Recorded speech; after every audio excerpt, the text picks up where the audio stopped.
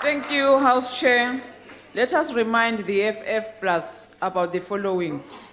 In January 2016, Sean Tangasha, who was 29 years old, and Samuel Kega, who was 35 years old and working as casual laborers in farming Paris, were killed by a group of white farmers.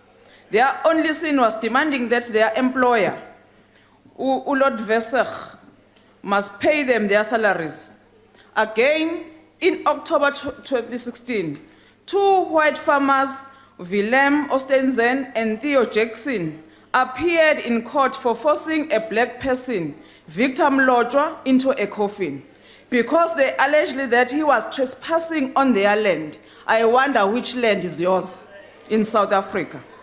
In January this year, Mark Scott Crossley was arrested in Pretoria. Last year, Scott Crossley attacked a wildlife center worker and smashed his cell phone before running him over twice with a vehicle. There was no single statement from you, Freedom Front Plus. The employee Silence Mabunda was hospitalized after this incident.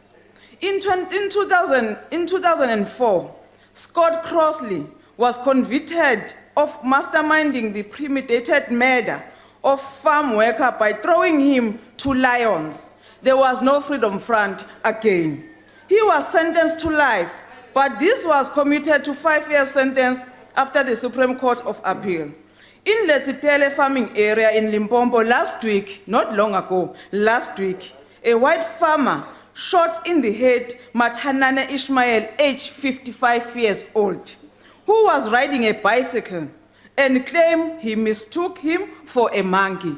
What is that? No EFF Plus. There are few examples of a very widespread phenomenon of racial abuse and killing of black people, black workers in particular by white farmers.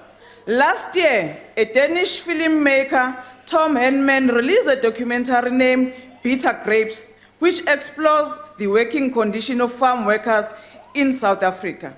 The film depicts instances of long and exploitative of workers allegedly in violation of labor laws, unlawfully and exploitation without protection, terrible living conditions and unofficial use of DOP system, an apartheid area arrangement in which workers are paid in alcohol rather than money. There is no EFF Plus again.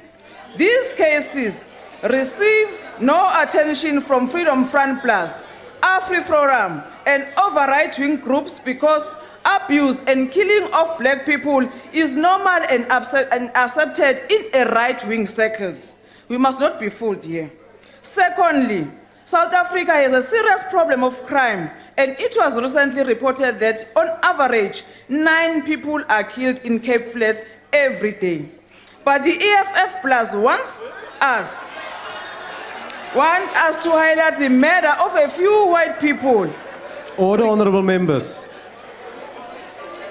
But the FF Plus want to highlight the murder of a few white people regrettable as above the rest.